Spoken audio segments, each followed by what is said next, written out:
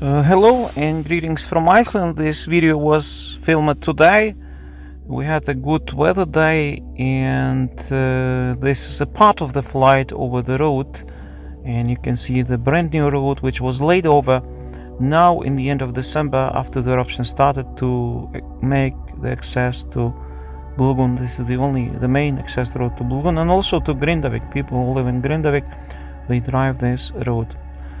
And I will upload the video in full. I have two drone videos, but for now enjoy this brief footage. All the best.